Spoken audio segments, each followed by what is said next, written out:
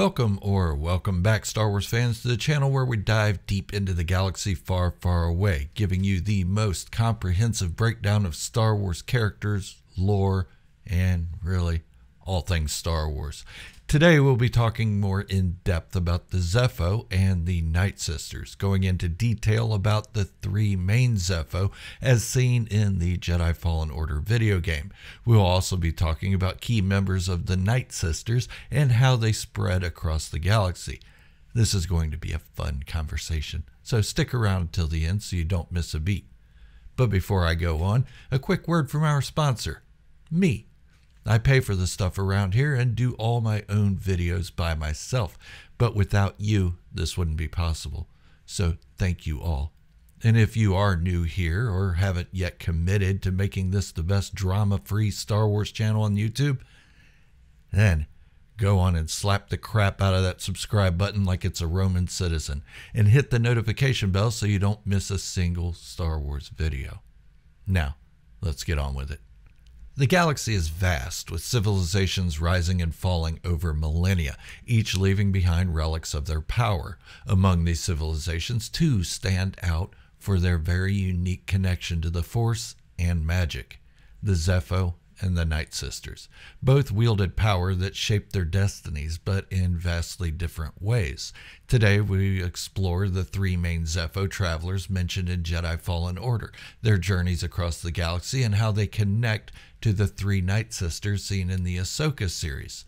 Together, we'll unravel the mysteries of their abilities, their influence, and their legacy across not just one galaxy, but two. Long before the rise of the Jedi and the Sith, the Zeffo were a powerful species deeply attuned to the Force. Their civilization, once prosperous and far-reaching, eventually fell into decline. However, their legacy endures in the form of the great tombs scattered across the galaxy, where three of their most prominent travelers, Kujet, Alram, and Mictrol, were laid to rest. Each tomb is a testament to their individual journeys and philosophies regarding the Force and magic. Kujet's tomb is located on the dark foreboding planet of Dathomir, a place already steeped in the dark side of the Force due to the presence of the Night Sisters and the Night Brothers, or Zabrak men. It's no coincidence that Kujet, who fell to the dark side, chose Dathomir as his final resting place. His tomb, carved deep into the planet's rocky landscape, reflects his obsession with domination and power. In Jedi Fallen Order, players discover Kujet's resting place is filled with dark, corrupted energies, a sign of his descent into madness. Kujet's journey took him from being a ruler and philosopher to a tyrant consumed by the dark side of the Force. His tomb is a monument to his ambition, but it's also a warning. Here lies a traveler who sought to dominate the Force, only to be undone by it. Alram's tomb is located on the Zeffo homeworld, nestled among the wind-swept mountains and ancient architecture. His tomb is notable for its complex puzzles that revolve around harnessing the winds of the planet, symbolizing Alram's desire for balance and harmony with nature. Unlike Kujet, Alram believed that the Force should flow naturally, like the wind. His tomb is designed to teach those who visit the importance of patience and understanding, as players must manipulate the wind to navigate through the tomb.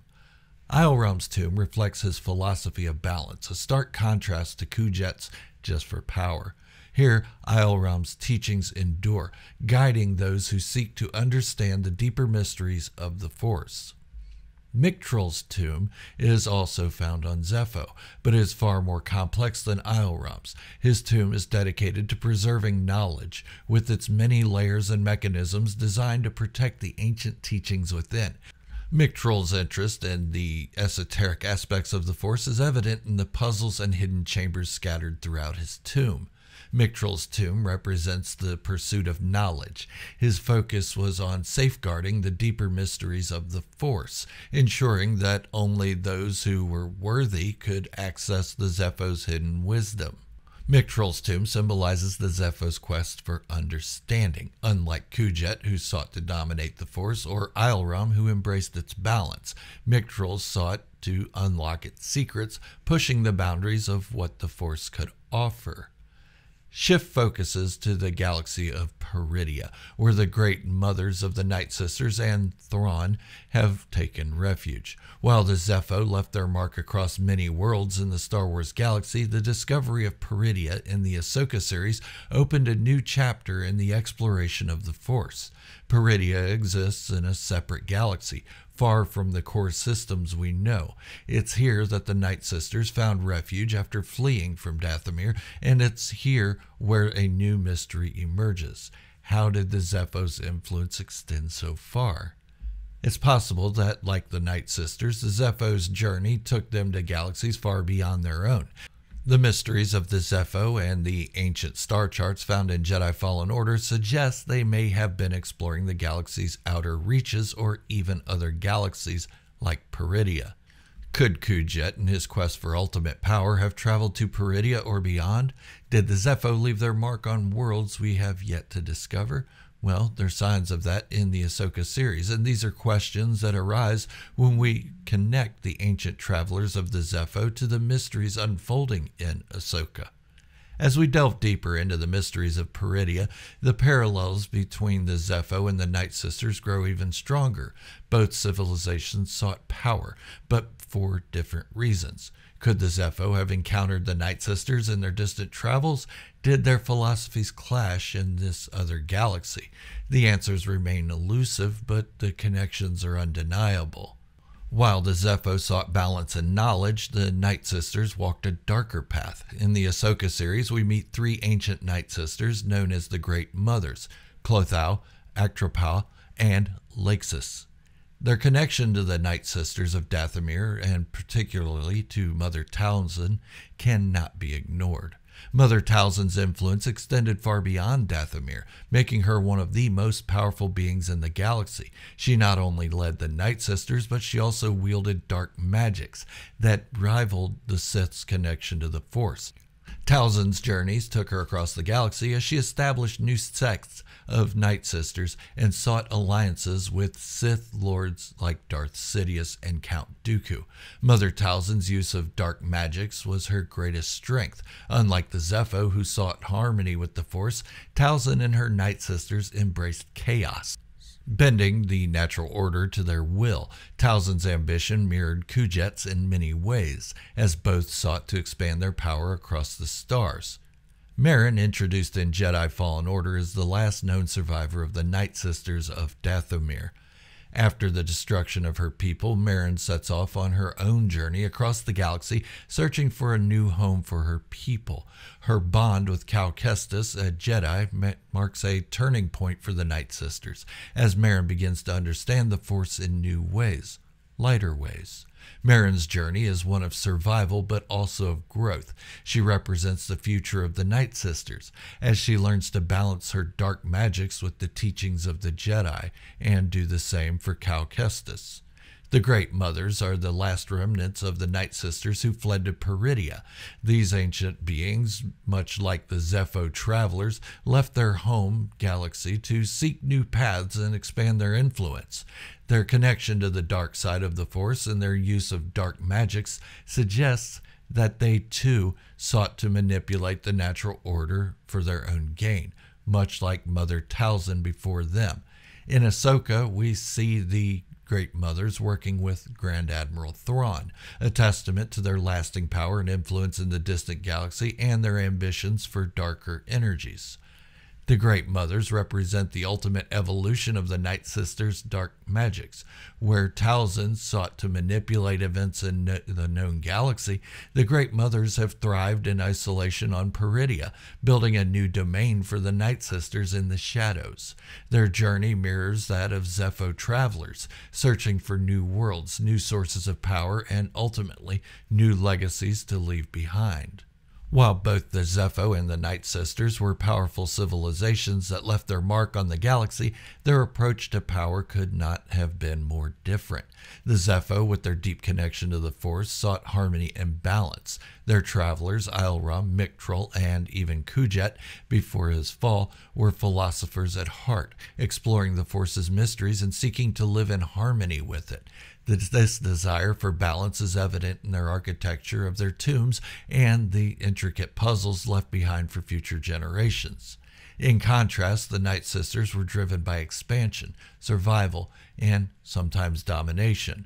Their magics, as seen with Mother Talzin and the Great Mothers, allowed them to manipulate life and death, bend the will of others, and harness the dark side of the Force in ways that the Sith could only dream of.